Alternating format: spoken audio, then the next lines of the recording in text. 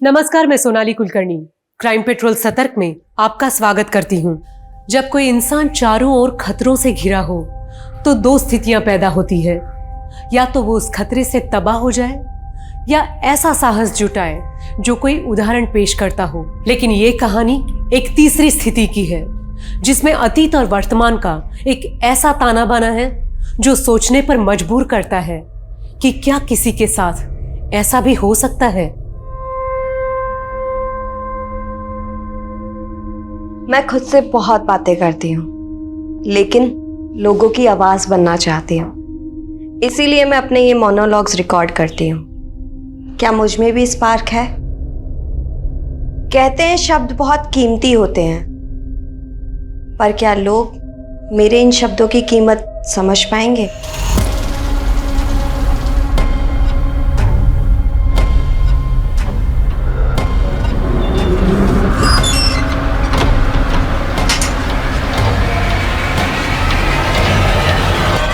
Police control room. इस वक्त की सबसे बड़ी खबर राजपुर रोड से आ रही है, जहां पर एटीएम कैश ले जाने वाली वैन को लूट लिया गया है। कहा जा रहा है कि इस वैन में तकरीबन 10 करोड़ रुपए कैश था।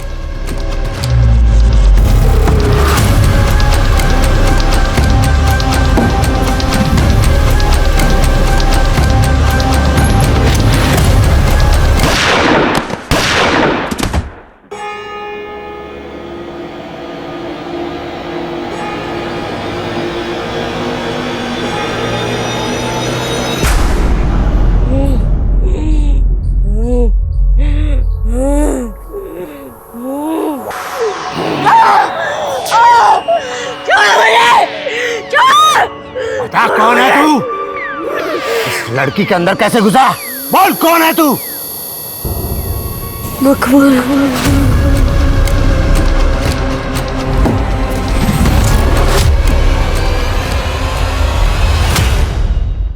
कुछ इस तरह के केसेस होते हैं जो हमें इतना हैरान कर देते हैं कि हम ना चाहते हुए भी कुछ दूसरे पहलू में उलझ जाते हैं।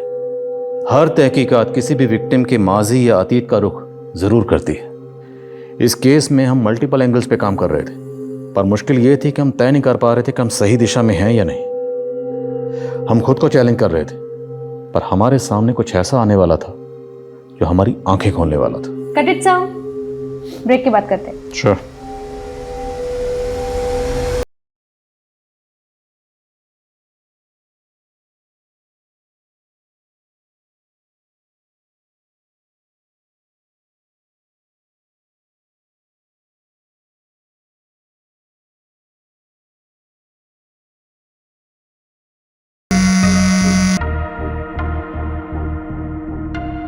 Hello hello hello. हाँ सर, मैंने अपने सोर्सेज से पता किया है, ये इन्फॉर्मेशन एकदम करेक्ट है। सर, एक इलीगल आर्म डीलिंग होने वाली है एक नॉन पॉलिटिशियन और गैंगस्टर के बीच में। सर प्लीज़ मुझे ये स्टोरी कवर करनी है, और सर मैंने स्टिंग की तैयारी भी कर ली है। Thank you so much sir. क्या हुआ उजाली, तुम पार्टी से इतना दूर दूर क्यों भाग रही हो? मुझे और गौतम को साथ में देख के जेलसी हो रही है? वैशाली, मेरी लाइफ में ना इन सब फालतू बातों के अलावा भी बहुत काम है। फालतू बातें? याद है तूने बेट लगाई थी कि गौतम तुझे प्रपोज करेगा, लेकिन वो तो मुझसे शादी कर रहा है। क्या कर रहे हो तुम लोग यार? पार्टी में आए हो शिखर वार्ता में? कम ऑन यार, लेट्स हैव सम फन ना। चलो यार। नहीं गौतम, मुझे अर्जेंट काम से जाना है। अरे जाली यार, तुम ऐसे नहीं जा सकती। कम ऑन यार, चलो ना। करण, मैंने बोला ना मुझे अर्जेंट काम से जाना है। I have to go. How rude. इसे क्या हो गया? लीव यार, चलो एंजॉय यार।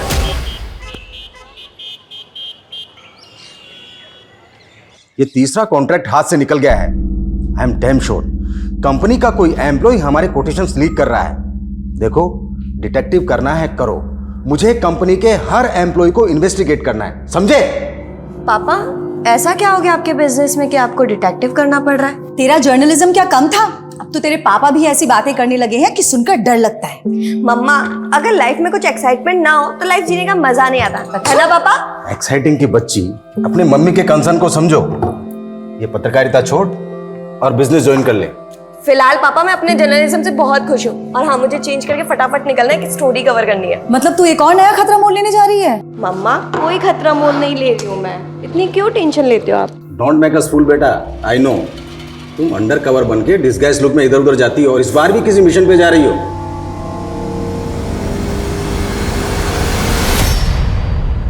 I will expose him. I will expose him. After all, it's a matter of national security. I will expose him. ओ मैडम, क्या कर रही है? खाना बनाने को बोला था, बीरबल की खिचड़ी नहीं। क्या बात कर रही है? हाँ? इसी लायक नहीं है तू। ना तो पति के पेट की भूख शांत कर सकती है ना शरीर की। चल!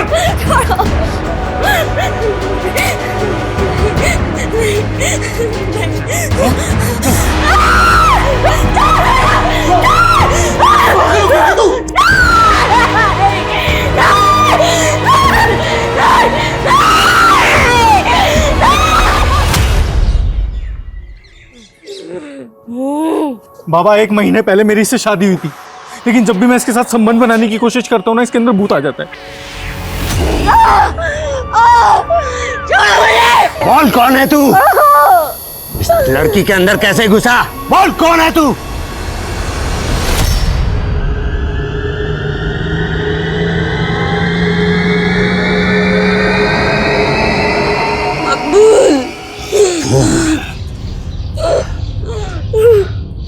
तेरी बीवी के अंदर मकबूल का भूत है। बाबा आप इसका भूत निकाल सकते हो क्या? अरे निकालेंगे नहीं, खरीद भी लेंगे। तू तो बस बोली लगा। बाबा 1100 रुपए। 1100? अरे 1100 में इंसान नहीं पलता, भूत कैसे पालेंगे? 11,000 रुपए लगेंगे और गारंटी के साथ लिख कर देंगे कि तुम्हारी बीवी के अंदर मकबूल का भूत नहीं घुसे। हाँ तो देखा आपने किस तरह से भूत खरीदी केंद्र पर भूत का सौदा किया जा रहा है।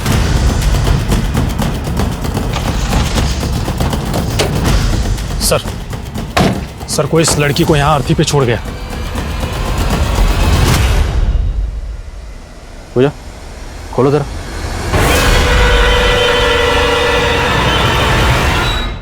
गले पे स्ट्रैंगुलेशन के मार्क्स हैं और बॉडी पे इस तरह के मार्क्स हैं जैसे इसे टॉर्चर किया गया हो।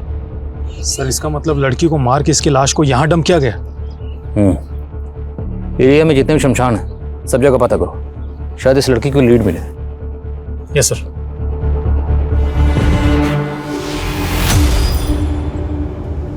पूजा बड़ी उधर पलटो।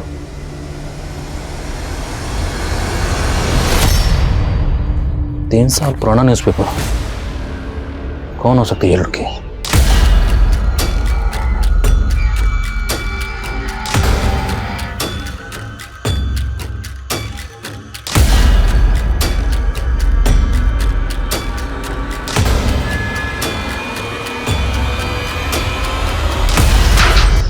बाहर खोले देख।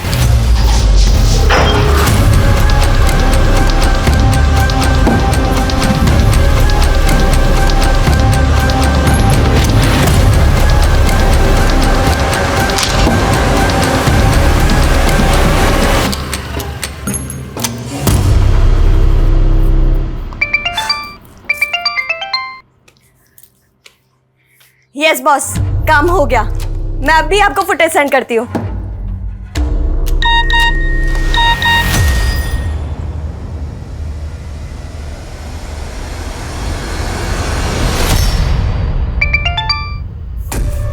ये क्या बकवास है रुशाली? एक्चुअली ना मैंने गौतम के साथ बहुत मेमोरेबल टाइम स्पेंड किया, सोचा तुझे बता दूं। तू मुझे जेलस फील कराने के लिए इतनी हद तक गिर सकती है, ये मैं सोच भी नहीं सकती थी। तू रुक, अभी मैं गौतम को पूरी सच्चाई बताती हूँ कि तू कितनी गिरी हुई लड़की है।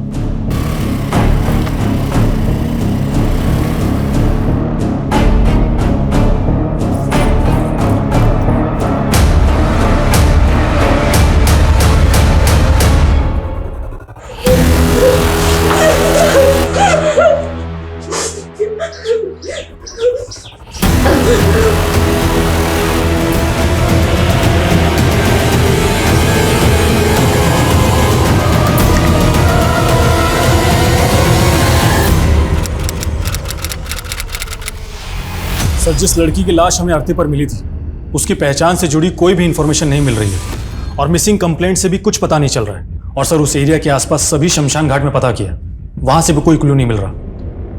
ये नेचुरल डेथ नहीं है। पोस्टमार्टम रिपोर्ट के मुताबिक विक्टिम की मौत गला दबाकर की गई और विक्टिम की बॉडी पर और उसके प्राइवेट पार्ट में प्रॉन्ग इंजरीज के मार्क्स हैं। एक काम करो, यहाँ कहीं भी अर्थी का सामान मिलता है वहाँ पता करो, शायद कोई लीड मिले। और विक्टिम की तस्वीर सभी अखबारों और सोशल मीडिया पर सर्कुलेट करवाओ, शायद कोई शिनाख्त के लिए आ गया। सर,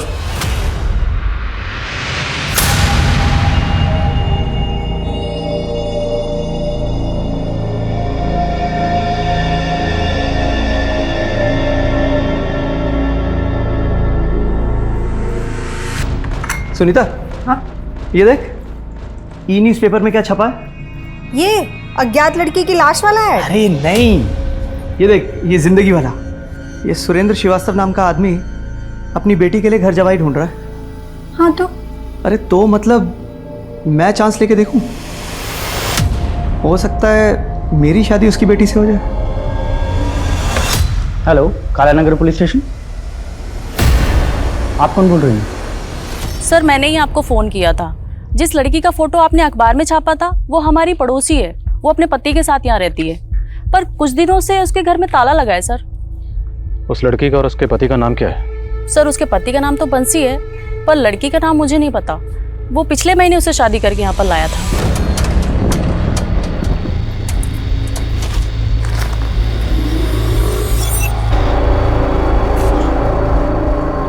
आ जाओ, डरो मत, इधर।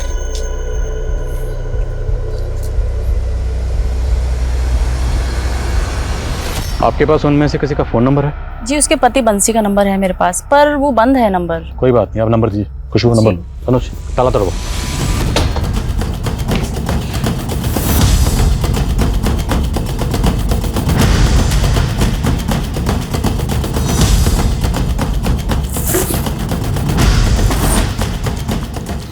सर, बंसी की पासबुक मिली है।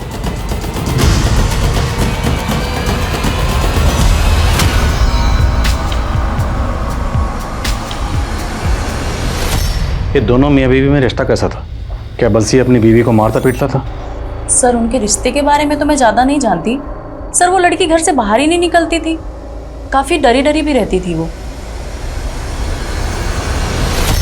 सर, हमारे माँ बाप काफ़ी पहले ही गुजर गए थे। मेरी बहन सुनीता के अलावा मेरा और कोई नहीं है। बस हम दोनों भाई बहन मिलकर ही पापा का पुश्तैनी बिजनेस संभालते हैं। कितना टर्नओवर है बिजनेस का? करीब 1.5 करोड़। छोटा सा ही बिजनेस है। मैं पैसे से इंसान को नहीं तोलता, मैं खुद करोड़ों का मालिक हूँ, पर मेरी बेटी मेरे लिए सब कुछ है। वो शादी के बाद मुझे छोड़कर नहीं जाना चाहती, इसीलिए मैं उसके लिए घर जमाई ढूंढ रहा हूँ। जी वो सब तो ठीक है, लेकिन आपकी बेटी है कहाँ? अभी बुलाता हूँ। जयंती,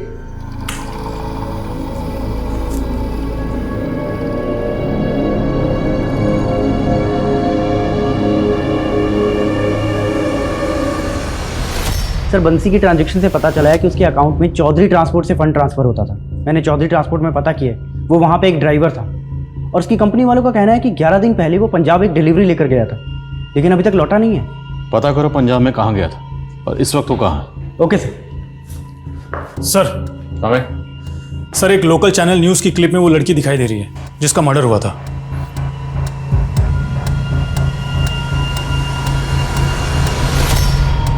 सर, ये क्लिप करीब 3 महीने पुरानी है। जिस तरह से इस विक्टिम की बॉडी हमें अर्थी पर मिली, कहीं ये किसी उटपटांग तंत्र मंत्र के शिकार तो नहीं हुई? पता करो ये वीडियो कहाँ से अपलोड हुआ, इसका सोर्स क्या है। Yes sir.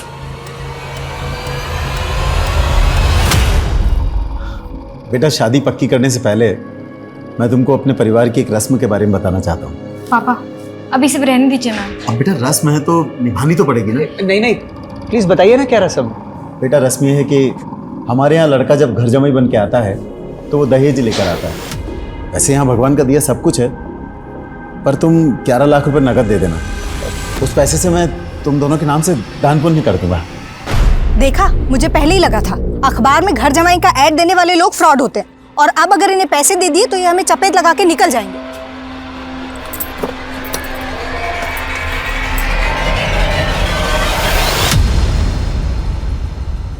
नहीं सर, मैंने किसी को टॉर्चर नहीं किया। यहाँ लोग अपनी श्रद्धा से अपना भूत उतरवाने के लिए आते हैं।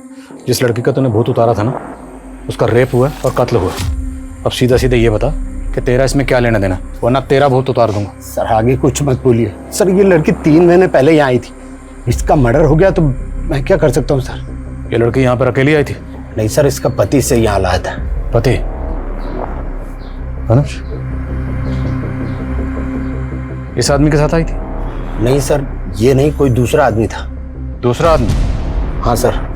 सर आप उस वीडियो में देखिए ना, वो आदमी दिखाई दे रहा है। पक्का यही आदमी इस लड़की को यहाँ लेकर आया था? जी सर। कौन है आदमी, कहाँ रहता है? सर मुझे नहीं पता, यहाँ तो लोग बाग दूर दूर से आते हैं। अब कौन कहाँ रहता है मुझे क्या मालूम।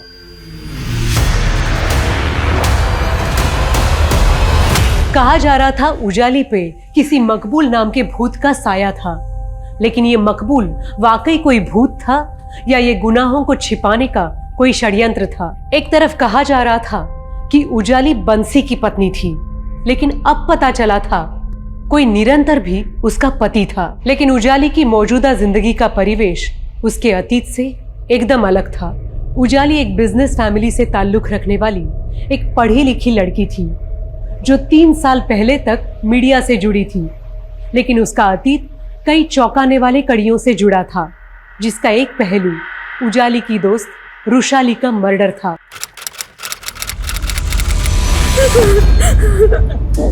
क्या हुआ उजाली, तुम रो क्यों रही हो? क्या हुआ बेटा? बोलो ना, बोलो बेटा।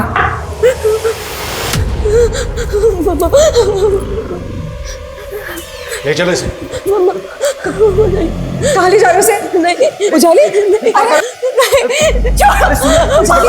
पापा मैंने कुछ नहीं किया। पापा सुनिए तो सही, फ्रेंड रुशाली का मर्डर किया है तुमने? नहीं पापा, मैंने कोई मर्डर नहीं किया। पापा रुशाली के घर के बाहर सीसीटीवी में कैप्चर हुई थी तुम, तुम्हारे कपड़ों पर खून लगा हुआ था, मर्डर करके भागी थी वहां से।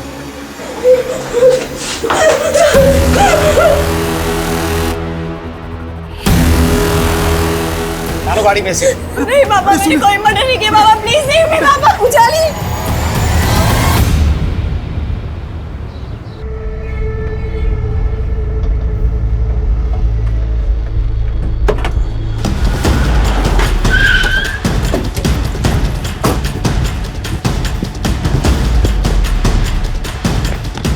मैंने कुछ नहीं किया। मैंने कुछ नहीं किया। मैंने कुछ नहीं किया। साहब मैंने कुछ नहीं किया साहब। मैं तो मेरे काम से पंजाब गया हुआ था साहब। वहाँ अखबार में देखा कि मेरी बीवी का यहाँ पे मर्डर हो गया, तो मैं डर गया था साहब। सब पता हमें। तो एक लंबे अरसे से अपनी बीवी को फिजिकली और सेक्सुअली अब्यूज कर रहा था। तूने उसको नहीं साहब, हमारे तो शादी के बाद भी शारीरिक संबंध नहीं बने थे साहब। मैं सच कह रहा हूँ साहब, अभी 15 दिन पहले तुम उसको सही सलामत छोड़ के गया था साहब। पूजा, मुझे पंजाब से वापस लौटने में 6-7 दिन लग जाएंगे, तुम ध्यान रखना अपना। हाँ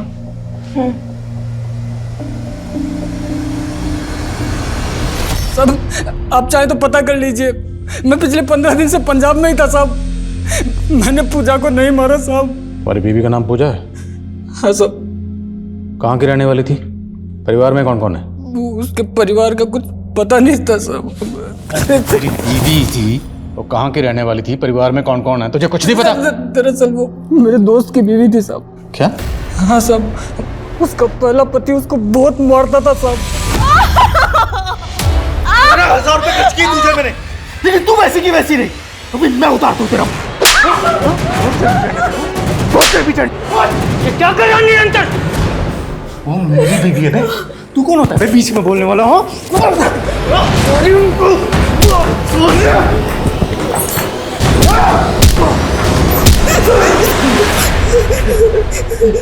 चलो पूजा, चलो यहाँ से।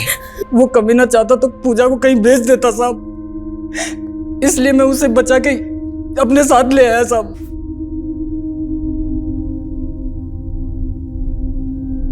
पानी, डरो मत पूजा, मैं तुम्हें तुम्हारे परिवार के पास पहुंचा दूंगा। बताओ, कहाँ रहता है तुम्हारा परिवार? पूजा ने मुझे कुछ बताया नहीं साहब, और इसलिए उसे सहारा देने के लिए मैंने उससे दूसरी शादी कर ली।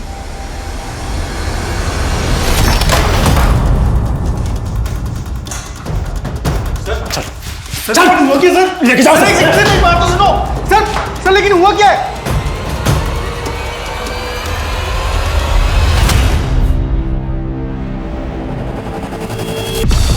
साहब वो बंसी झूठ बोल रहा है साहब। सब सच ये है कि पूजा का दिमाग खराब था साहब। उल्टा मैं तो उसका इलाज करवा रहा था। तो उल्टा इलाज करवा रहा था उसका। काफ़ी लंबे अरसे से उसको टॉर्चर कर रहा था और उसे फिजिकली और सेक्सुअली अब्यूज भी कर रहा था। साहब सच बात तो ये है कि मैं कभी पूजा के साथ फिजिकल रिलेशन बना ही नहीं पाया साहब। मैं जब भी उसके पास जाता रहा उल्टा मुझे मारने को दौड़ती थी साहब। तो इसलिए तूने उसे मार दिया? साहब मैं क्यों मारूंगा उसको साहब? उसका दिमाग बिल्कुल खराब था। सच बताऊं तो औरत कभी मुझे समझ ही नहीं आई साहब। कभी तो गवारों वाली हरकत करती थी, कभी अंग्रेजी में बड़बड़ाती थी। I will expose him. I will expose him. After all, it's a matter of national security. I will expose him. पूजा के पेरेंट्स कहाँ रहते हैं? वो अनाथ थी साहब। 6 महीने पहले एक सामूहिक विवाह में मेरी उससे शादी हुई थी।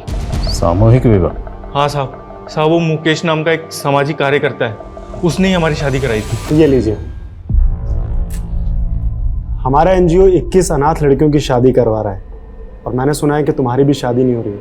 तो तुम चाहो तो इनमें से किसी एक लड़की के साथ एनजीओ द्वारा आयोजित सामूहिक विवाह सम्मेलन में शादी कर सकते हो। सर ये वाली साहब मुझे नहीं मालूम था कि जिससे मेरी शादी हुई थी वो दिमाग से खिसकी हुई थी। मुकेश और उस एनजीओ की डिटेल्स हो जिन्होंने तुम्हारी शादी करवाई थी। ठीक है सर। जयंती, याद है तुमने कहा था जब तक हम दोनों एक दूसरे को ठीक तरह से जान नहीं लेते तब तक किसी को जानने के लिए उसके करीब आना ज़रूरी होता है। कहीं तुम नपुंसक तो नहीं इसलिए घर जवाई बनने के लिए तैयार हो गए? ये क्या कह रही हो तुम? जयंती सोच के तो बोलो। अगर ऐसा नहीं है तो फिर दिखाऊंगा मुझे अपनी मुंडानी। जयंती, लेकिन सर कहीं से भी ये पता नहीं चल रहा है कि उन्होंने वो अर्थी कहाँ से खरीदी होगी जिस पे पूजा की लाश मिली थी। सर मुकेश का फोन काफी महीनों से बंद है, वो भी गायब है। और निरंतर ने जिस एनजीओ के बारे में हमें बताया था वो एनजीओ वाले किसी भी मुकेश को नहीं जानते और ना ही कोई सामूहिक विवाह करवाते। मतलब निरंतर ने झूठ बोला, पर फिर भी ये मुकेश गायब क्यों है? और निरंतर और बंसी ने बताया कि उनके पूजा के साथ किसी तरह के कोई फिजिकल रिलेशन नहीं थी, जबकि पोस्टमार्टम रिपोर्ट के मुताबिक पूजा को लंबे अरसे से फिजिकली और सेक्सुअली टॉर्चर किया जा रहा है। सर हो सकता है बंसी और निरंतर दोनों मिलकर हमें घुमा रहे हैं, शायद दोनों ही उसका रेप करते हो। और निरंतर ने बताया कि पूजा कभी कभी अकेले में इंग्लिश में बड़बड़ाती थी। I will expose him. After all, it's a matter of national security. तो मुमकिन है कि पूजा किसी पढ़ी लिखी फैमिली से बिलोंग करती और ज़हनी हालत खराब होने की वजह से गलत लोगों के चंगल में फंस गई। सर हमने निरंतर के घर की भी तलाशी ली तो वहां पर हमें एक रसीद मिली है जिस पर किसी मकबूल भूत की खरीदी के बारे में लिखा गया है। मकबूल भूत? हाँ सर। और सर निरंतर की घर की दीवार पर ब्रेकिंग न्यूज़ लिखा हुआ था और वहीं हमें कुछ ऐसे पेपर्स मिले हैं जिसमें कुछ इंग्लिश में लिखा हुआ है। और सर निरंतर ने हमें बताया था कि पूजा ये सब ट्रांस में आकर लिखा करती थी। ये तो किसी न्यूज़पेपर के हेडलाइन की तरह लग रहा है। विक्टिम की बॉडी हमें जिस अर्थी पर मिली थी उस पर कुछ न्यूज़पेपर थे। उन न्यूज़पेपर की हेडलाइन को इन हेडलाइन से मैच करके देखो कोई कनेक्शन बनता है। और पूजा की तस्वीर को इंडिया के सभी थानों में सर्कुलेट करवाओ। आई थिंक हमें पूजा के केस को समझने के लिए पूजा और उसकी स्टेट ऑफ माइंड को समझना पड़ेगा। Yes sir.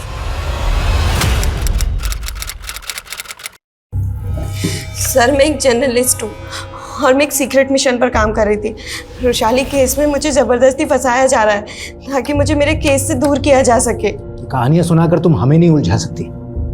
रुशाली की मौत के वक्त तुम उसके घर में मौजूद थी। सर मैं वहाँ सिर्फ गौतम से मिलने गई थी और जब मैं वहाँ पहुँची तो मैंने देखा कि गौतम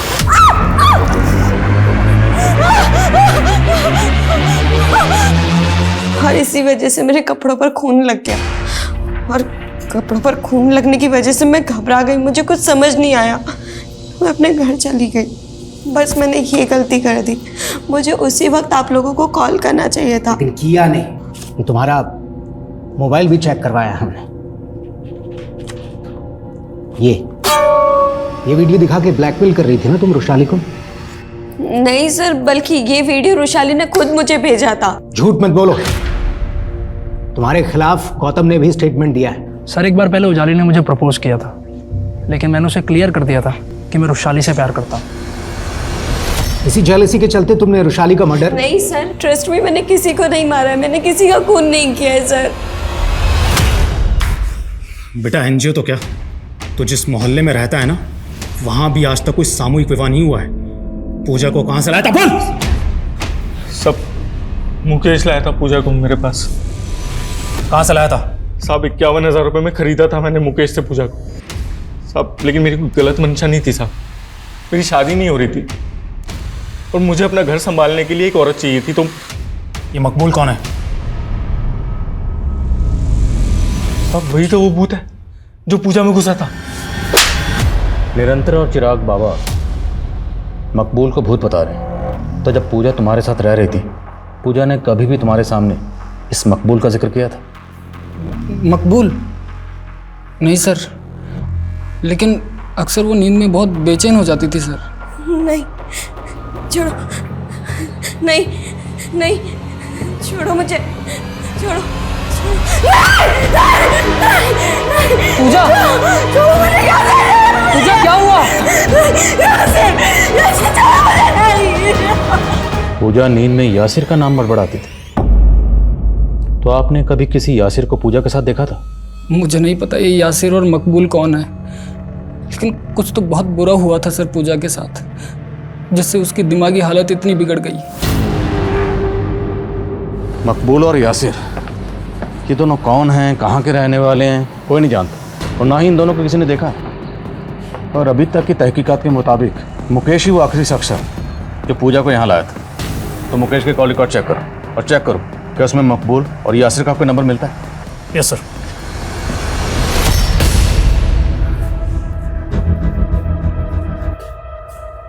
दिनेश, तेरा जयंती से कोई झगड़ा हुआ क्या? झगड़ा नहीं तो पापा। जयंती का सुबह से कुछ पता नहीं, फोन भी स्विच ऑफ आ रहा है, पता नहीं कहाँ चले गए। सुबह से गायब है। कहाँ जा सकती है? हेलो जी, बोल रहा हूँ। क्या? नहीं, देखो तुम मेरी बेटी को, मेरे पास इतना रुपए नहीं है भाई। हेलो हेलो पापा, कौन था ये? बेटा किसी ने जयंती को किडनैप कर लिया है और फिरौती में 5 करोड़ रुपए मांग रहा है। व्हाट? पापा हमें तुरंत पुलिस को इन्फॉर्म करना चाहिए। आइए। नहीं नहीं पापा, उसने धमकी दी है कि अगर हमने ऐसा किया तो जयंती को। क्या करूं?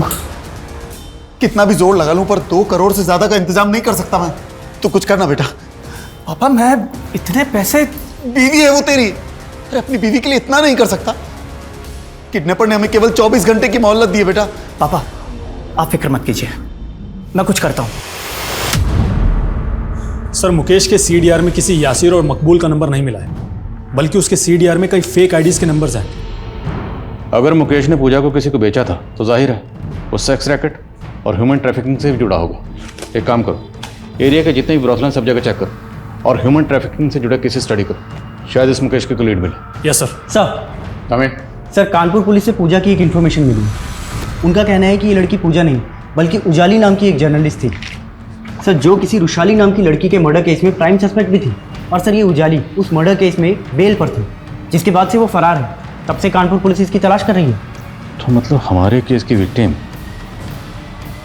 मर्डर केस की सस्पेक्ट थी।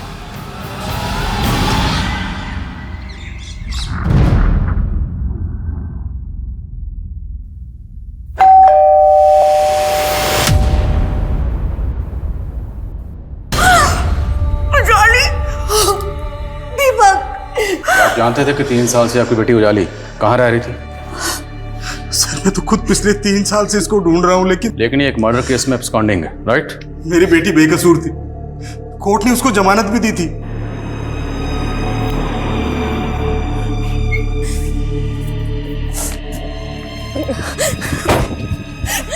जमानत पर बाहर आने के बाद उसको किसी ने अगवा कर लिया था सर। किसने अगवा किया?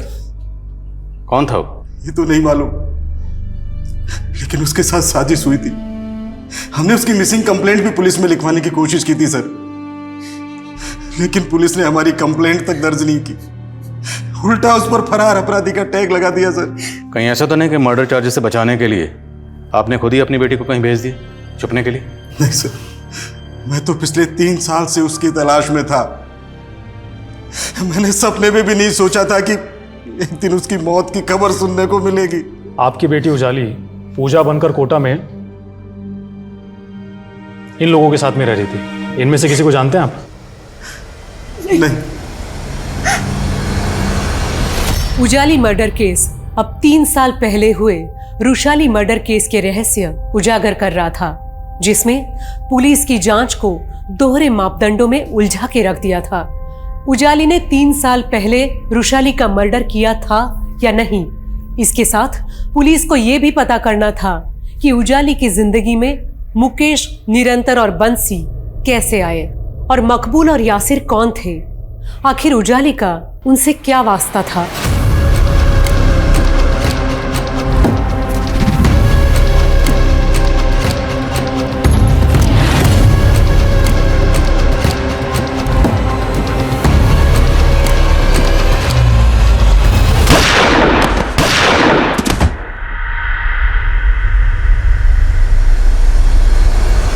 सर 7 दिन पहले राजपुर रोड पर जो एटीएम कैश वैन लूटी गई थी, उस केस में राजपुर पुलिस ने मकबूल और यासिर नाम के इन 2 क्रिमिनल्स को जीरो डाउन किया है जिन्होंने ये लूट की थी।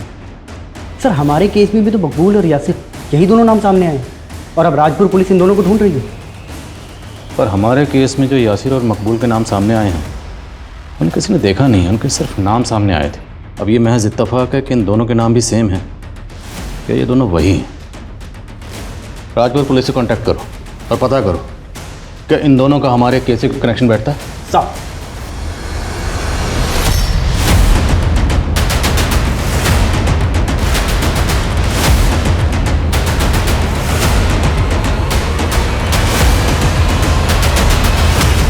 सर, रुशाली मर्डर केस में रुशाली के जिन दोस्तों के स्टेटमेंट लिए गए थे उनसे तो यही पता चला है कि उजाली की कभी भी रुशाली से नहीं बनती थी। और सर, उजाली जब बेल पर रिहा हुई थी तो उसने लास्ट कॉल किसी करण नाम के लड़के को किया था। और सर, करण ने कानपुर पुलिस को काफ़ी हैरान करने वाले स्टेटमेंट दिए थे। उजाली ने जब मुझे लास्ट टाइम कॉल किया तो उसने मुझसे फेवर मांगा था। उसने मुझसे कहा कि मैं अपने क्रेडिट कार्ड से उसके बेंगलोर जाने के लिए फ़्लाइट की टिकट बुक कर दूं। लेकिन सर ऐसा करके मैं फंसना नहीं चाहता था, इसलिए फिर मैंने कोई टिकट बुक ही नहीं की। करण के स्टेटमेंट के बाद कानपुर पुलिस ने उजाली को बेंगलोर में भी ढूंढने की कोशिश की थी। भले ही कानपुर पुलिस की ये थ्योरी है कि उजाली ने रुशाली का मर्डर किया और फरार होगी, लेकिन रुशाली मर्डर केस में सस्पेक्ट तो रुशाली का मंगेतर गौतम भी था।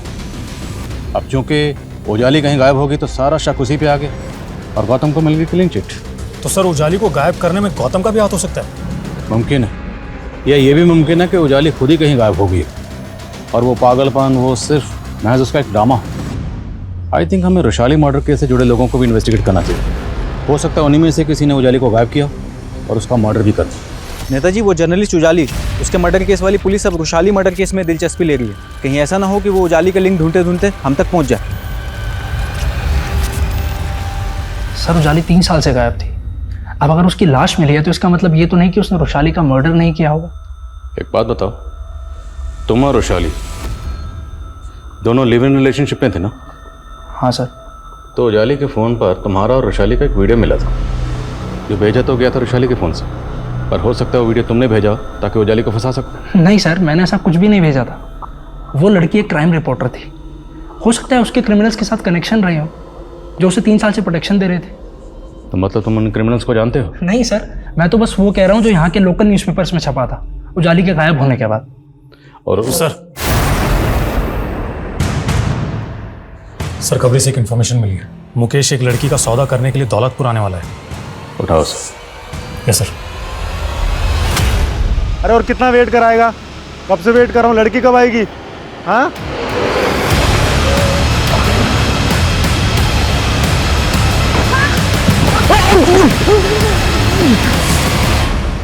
सब मैं सब कुछ बताता हूँ सब मैं मानता हूँ कि मैंने उस लड़की को निरंतर को बेचा था, लेकिन साहब मैंने उसको मारा नहीं साहब, मैं सच कहता हूँ। अब ये बता कि लड़की तेरे हाथ कैसे लगी थी? उस लड़की को मैंने 2 क्रिमिनल से खरीदा था। वो लड़की उनकी सेक्स स्लेव थी साहब। उनका नाम यासिर और मकबूल है। उन दोनों का जब उस लड़की से जी भर गया तो उन्होंने मुझे भेज दिया साहब।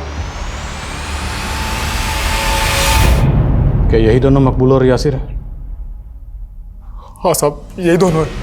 ये दोनों कहाँ मिले और उजाली इनके हाथ कैसे लगी? बोल। मैं कुछ नहीं जानता हूँ साहब, इसके अलावा मैं कुछ नहीं जानता हूँ, मैं सच कहता हूँ साहब। हेलो,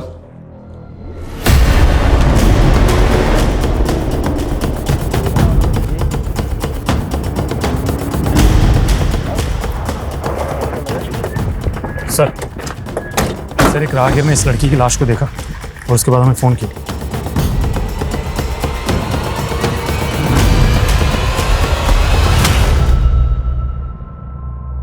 ठीक है, फिर भी आसपास चेक करो, कोई सीसीटीवी है क्या, और बॉडी को पोस्टमार्टम के लिए भेजो। Yes sir. सर ये पर्स मिला है, इसी लड़की का है। पर्स में आधार कार्ड, एटीएम कार्ड और कैश भी है। ज्वेलरी भी इंटैक्ट है, कैश नहीं लूटा गया, तो मतलब मकसद लूटपाट तो नहीं हो सकता। नाम क्या है? जयंती श्रीवास्तव। फैमिली से कांटेक्ट करो। सब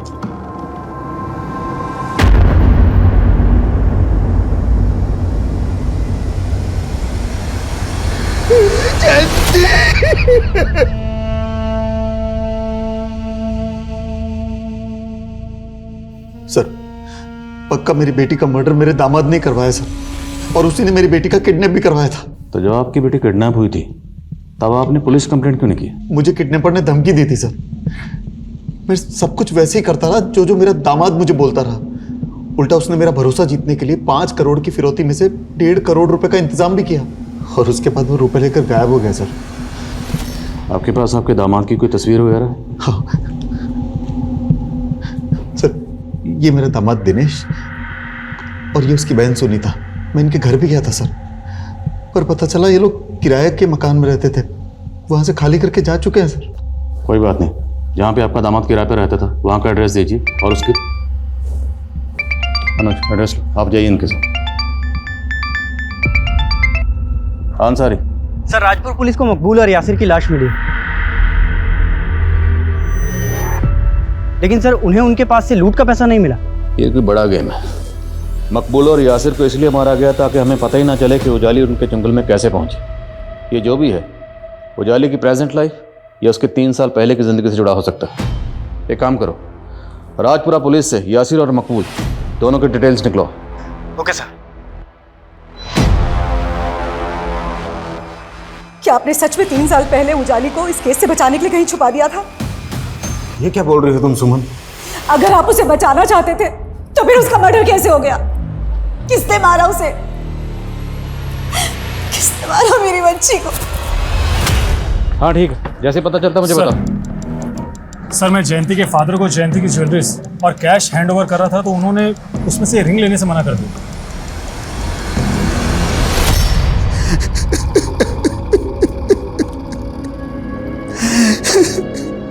ये बाकी सब तो जयंती का है सर, पर ये तांबे की अंगूठी जयंती की नहीं है सर।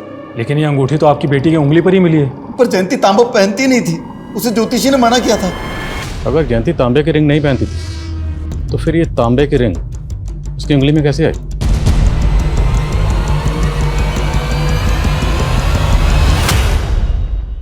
काम करो, उजाली के बॉर्डर पे हमें जो जो सामान मिला था वो सामान लेकर आओ तुरंत। Yes sir.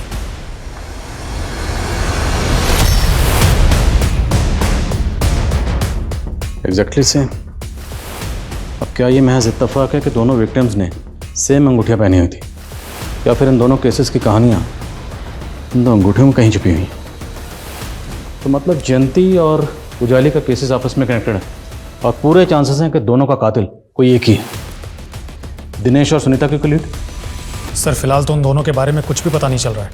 जितनी जल्दी हो सके पता करो, और ये भी पता करो क्या उजाली का इन दोनों से कोई कनेक्शन था। और हाल फिलहाल में जितने भी इस तरह के मर्डर केसेस हुए सब स्टडी करो, चेक करो क्या उन केसेस में कोई ऐसा केस है जिसकी सिमिलरिटी हमारे केस से। Okay sir.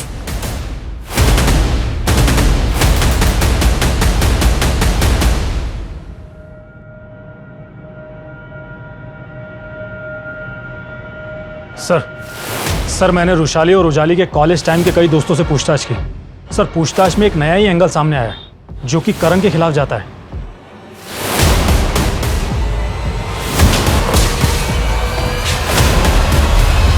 सर देखिए, मैंने जो आपको पहले बताया था मैं अब भी वही कहूँगा। उजाली का जब लास्ट टाइम कॉल आया था तो वो बैंगलोर जाने की फ्लाइट की 3 साल से तो यही रट लगा रहा है। एक बात बता, वैशाली का अफेयर तो तेरे साथ था, फिर वो गौतम से शादी क्यों कर रही थी? क्या सबूत है आपके पास? और आप लोग इस तरह से मुझे, देखिए सर, आप जानते नहीं मेरे पापा कौन है। तेरे पापा की पूरी पोल हम खोल चुके हैं, सब पता है किस तरह का धंधे करते हैं वो। दूसरों की ज़मीन हड़पने के लिए मकबूल और यासिर जैसे गुंडों का सहारा लेते हैं। अब सीधे बोल, वरना तू किसी के सहारे के लायक नहीं बचेगा। नहीं बोलेगा? उधेड़ो जरा इसको। बता दो सर, बता दो। बोल। करण, तुम यहाँ? मैं रुशाली से बहुत प्यार करता था, लेकिन वो मुझे छोड़ उस गौतम के प्यार में पागल थी, इसलिए फिर मैंने उसे मार दिया।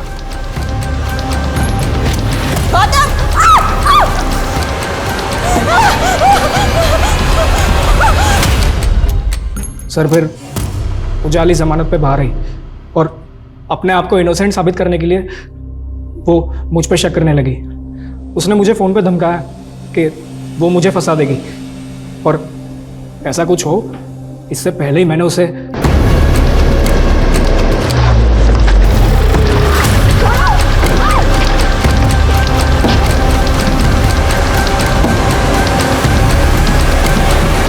सर, मैंने उन दोनों बेवकूफ़ों को बोला था कि उजाली को मार के गायब कर दे, लेकिन पहले उन दोनों ने उसके साथ मज़े किए, फिर पैसों के लालच में उसे बेच दिया, और यहाँ आप लोग रुशाली मर्डर केस में लग गए, तो मुझे लगा कहीं मैं ना फंस जाऊँ, इसलिए फिर मैंने उन दोनों को भी मार दिया।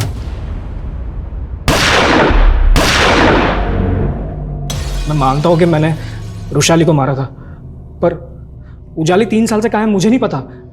मैंने नहीं मारा उसे सर, यकीन कीजिए सर, मैंने नहीं मारा उसे। सर, मुझे 3 अलग अलग एरिया के 3 मर्डर केसेस के बारे में पता चला, जिसमें विक्टिम की उंगली पर ठीक वैसे ही तांबे की अंगूठी मिली थी, और सभी औरतें थीं, और सबको गला दबा कर मारा गया था। और तीनों केसेस में क्रिमिनल को लीड? हाँ सर, एक विक्टिम को मर्डर से पहले एक लड़के के साथ में देखा गया था, उसका स्केच भी बना था। सर, आज तक इस लड़की की पहचान नहीं हो पाई है। सर ये दिनेश और सुनीता तो बहुत पहुंची चीज़ निकले सर। सर ये दोनों भाई बहन नहीं हैं, बल्कि पति पत्नी हैं, और इन्होंने कई शहरों में कई फ्रॉड किए हैं सर। दिल्ली, गुजरात और एमपी की पुलिस इन्हें कई सालों से ढूंढ रही है। देखा स्वीराज, कैसे 11 लाख देके मैंने करोड़ों अंदर कर दिए। सो अब क्या प्लान है? जाने मन अगला प्लान ये है कि इस बार मैंने शादी की थी, अगला बकरा किसी लड़के को बना के उससे तुम शादी कर लेना। क्यों?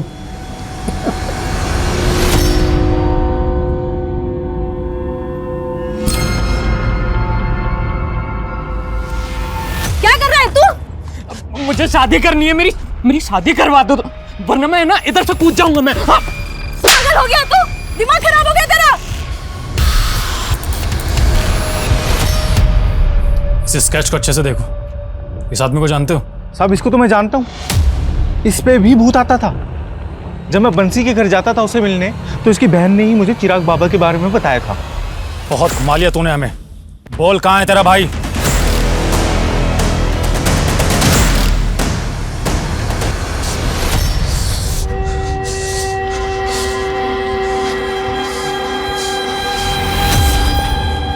शादी नहीं करेगी ना मुझसे?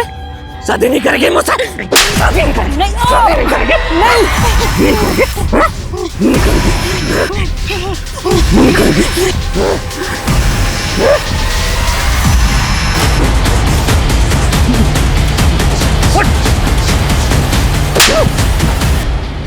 मैंने किसी को नहीं मारा साहब, वो मेरे बाप ने इन सब का मर्डर किया। कम से कम मरने के बाद तो अपने बाप को सुकून से रहने दे। नहीं साहब, वो मेरा बाप मरा नहीं है कमीना, उसका भूत है ना साहब, वो मेरे अंदर आता है रोजाना, बोलता है कि मैं ना खा रहा हूँ, निकम्मा हूँ, और कोई लड़की मुझसे शादी नहीं करेगी साहब। हाँ, और मैं जब भी किसी लड़की को पसंद करता हूँ ना साहब, मार देता है।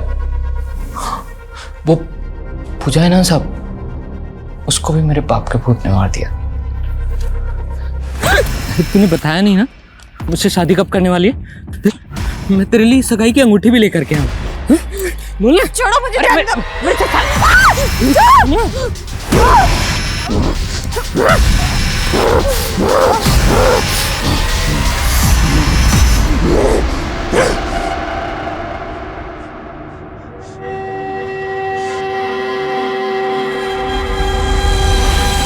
तूने पूजा की लाश को अर्थी पर क्यों रखा था? मैंने जब उसको मारा था ना साहब, तो वहाँ एक अर्थी पड़ी थी, लावारिस। हाँ, तो मैंने बांध दिया साहब, सोचा कि मुक्ति मिल जाएगी उसको, बस ऐसे ही।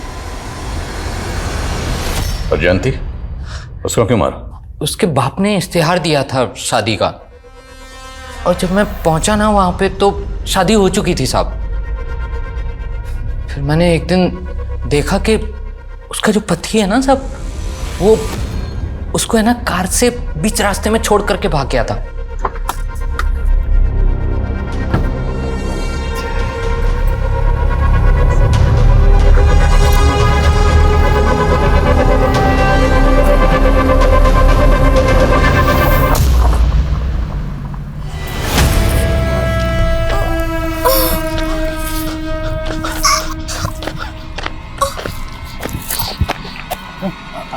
आपके लगी तो नहीं? मैं पर्स उठाता हूँ।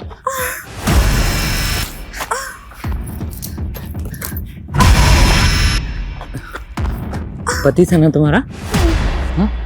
एक काम करो, तुम मुझसे छोड़ दो। हाँ, मुझसे शादी कर लो। हाँ, मुझसे शादी कर लो ना। क्या बोल रहे हो? अरे मुझसे शादी कर लो ना। मुझे छोड़ो, छोड़ो मुझे।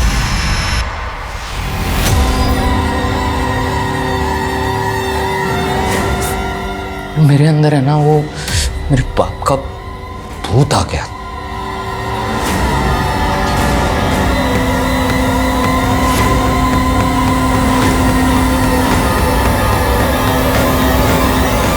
आप ना मेरी शादी करवा दो, फिर कोई नहीं मरेगा। शादी नहीं, तेरी बर्बादी होगी। और चिंता मत कर, इस जेल से अब तुझे कभी मुक्ति नहीं मिलेगी, यही सड़ेगा जिंदगी भर।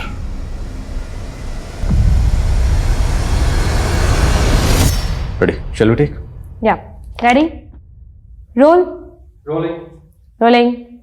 एक्शन।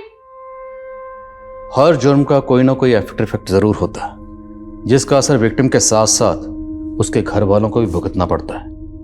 और साथ ही हर केस हमें भी कुछ ना कुछ जरूर सिखाता है। रुशाली मर्डर केस की तहकीकात कई सवाल खड़े करती है, जिसमें एक सवाल यह है कि आखिर क्यों उजाली को 3 साल तक गुमनामी की जिंदगी गुजारनी पड़ी, जिसका खामियाजा उसे शिवेंदु जैसे मुजरिम के जुर्म का शिकार होकर करना पड़ा। कोई भी तहकीकात जब तक अपने सही अंजाम तक नहीं पहुंचती, उसका असर इतना ही भयानक होगा। इसलिए हम चाहते हैं कि दिनेश और सुनीता जैसे मुजरिमों को जल्द से जल्द गिरफ्तार करें, ताकि किसी और बेगुनाह का अंजाम जयंती और उजाली जैसा ना हो। ये केस हमें ये सोचने पर भी मजबूर करता है कि भूत प्रेत जैसे अंधविश्वास अक्सर गुनाहों को फैलने फूलने का मौका देते हैं। शिवेंदु को मानसिक उपचार की जरूरत थी। अगर उसे एसाइलम भेजा जाता तो शायद इस केस में ये स्थिति पैदा नहीं होती। अब मैं सोनाली कुलकर्णी आपसे विदा लेती हूँ। फिर मिलेंगे एक नए केस के साथ क्राइम पेट्रोल सतर्क में। तब तक अपना और अपने परिवार का ख्याल रखिए। आप जानते हैं हम सब एक मुश्किल दौर से गुजर रहे हैं। कृपया मास्क पहने, सैनिटाइजर का इस्तेमाल करें और उचित दूरी बनाए रखें। देखते रहिए क्राइम पेट्रोल सतर्क। जय हिंद।